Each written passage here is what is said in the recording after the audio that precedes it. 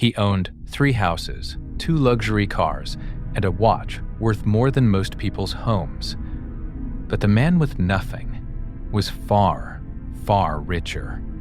What if everything you've been chasing is actually running you? Stay with me. This story might change the way you see your entire life. There was a merchant named Arjun, and by every measure the world uses, Arjun had made it. He owned the largest trading company in the region, silks from the east, spices from the south, gold from wherever gold could be found. His home had more rooms than he could visit in a single day. Servants lined the hallways. His name was spoken with respect, sometimes with envy, in every marketplace from here to the coast. But here's what no one saw. Every night, while the rest of his household slept, Arjun was wide awake, staring at the ceiling, heart pounding, mind racing. What if the next shipment doesn't arrive? What if my competitors undercut me? What if I lose everything house in the dark, past the jade statues, past the golden tapestries, and feel nothing? No, worse than nothing. He felt a weight, like every object he owned had a tiny invisible chain, and all those chains were wrapped around his chest. He couldn't breathe in his own home. You know that feeling, right? Maybe it's not a mansion for you. Maybe it's refreshing your bank account at midnight, scrolling through Instagram at 2 a.m., comparing your life to someone else's highlight reel, buying something new, and feeling that little spark of excitement that dies before you even open the box. That was Arjun's entire existence. More was never enough, because enough was a word he had never learned. One morning, Arjun decided he needed to travel. Not for business, for the first time in years, but because something inside him was breaking, and he didn't know how to fix it. He journeyed into the mountains, and on the 3rd day, on a narrow path above the clouds, he came across a small clearing, and sitting there on a flat stone was a monk. No temple, no shelter, just a man in a faded orange robe with a single wooden bowl beside him. That was it. That was everything this man owned in the world. But here's what stopped Arjun in his tracks. The monk was smiling, not a polite smile, not a smile for anyone's benefit, a smile that came from somewhere so deep it seemed to glow through his skin. His eyes were calm, like still water. He looked like a man who had just heard the most wonderful secret the universe had to offer. Arjun stood there, confused, almost offended. "Forgive me," Arjun said, sitting down across from him. "But I don't understand. You have nothing, no home, no wealth, no possessions. How can you sit there looking more at peace than any man I've ever met?" The monk opened his eyes slowly and looked at Arjun, really looked at him, the way no one had looked at him in years, not at his expensive robes, not at the rings on his fingers, at him. And then the monk said something that Arjun would never forget. "You say I have nothing, but tell me, friend, between the two of us, who is the one who can't sleep at night?" Arjun felt that sentence land in his chest like a stone dropped into deep water.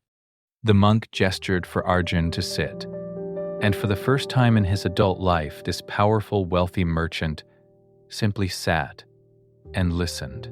"Let me ask you something," the monk said. "When you owned 1 house, did you dream of 2? And when you had 2, did you dream of 3? Yes. And now that you have 3, tell me, do you sleep peacefully in any of them?" Arjun was silent. The monk picked up his wooden bowl and held it gently, like it was made of gold. "This bowl," he said, "holds everything I need. 1 meal, 1 day. I don't worry about tomorrow's meal because tomorrow doesn't exist yet. I don't mourn yesterday's meal because it has already nourished me. I am here. Only here." He set the bowl down. You, my friend, own 100 bowls, made of silver, made of jade. But your mind is never where your bowl is. You eat dinner and think about breakfast. You sit in one house and worry about the others. You possess everything and experience nothing. Shh. That line, you possess everything and experience nothing. I want you to really hear that. Because this is the trap, isn't it? We spend our lives accumulating, stacking, hoarding, money, status, things, followers, achievements. And we tell ourselves, once I get this, I'll finally be happy. But that finish line, it moves. It always moves. Every single time. The Buddha taught this over 2,500 years ago. He called it tanha, craving. This endless thirst that can never be quenched because it was never about the water. It was about the thirst itself. The more you feed it, the hungrier it gets. The monk looked at Arjun and said, "You think your wealth gives you freedom, but answer honestly. Can you walk away from it right now? Could you leave it all and feel at peace?" Arjun opened his mouth and closed it, because the honest answer terrified him. "You see," the monk said gently, "you don't own your possessions. They own you.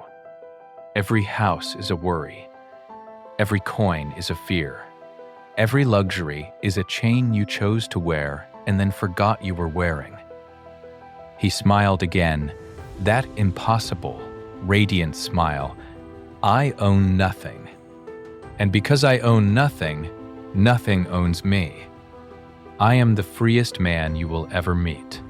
Arjun sat on that mountain for a long time after the monk finished speaking.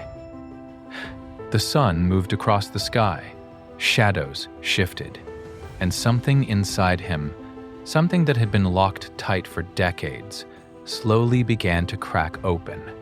He thought about his sleepless nights, the anxiety that greeted him every morning like a debt collector, the way he'd look at his beautiful home and feel imprisoned, the way he'd count his gold and still feel poor, the way he could buy anything in the world except the one thing he actually wanted: peace.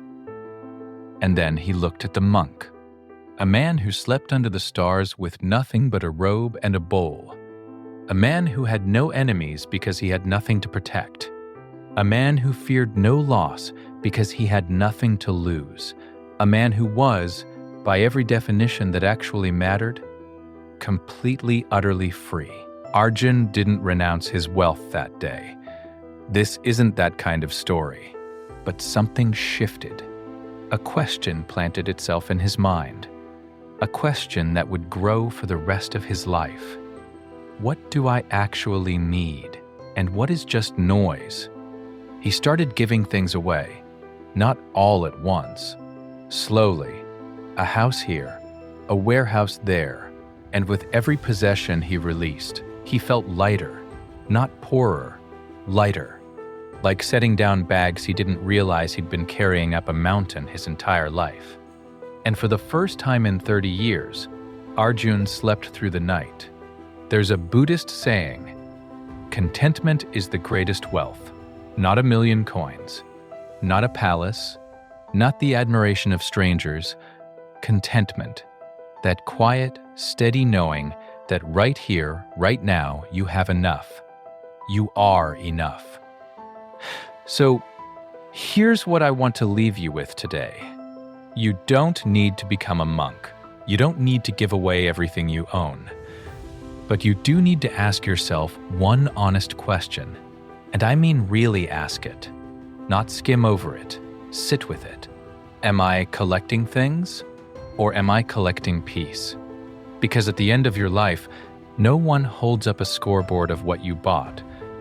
The only thing that will matter is whether you were free, whether you were at peace, whether you truly lived, or just accumulated. The monk who owned nothing understood something most of us spend a lifetime missing. The less you carry, the further you can go. If this spoke to something inside you, Share it with someone who needs to hear it. And remember, you already have everything that matters. Until next time, be still, be kind, be free.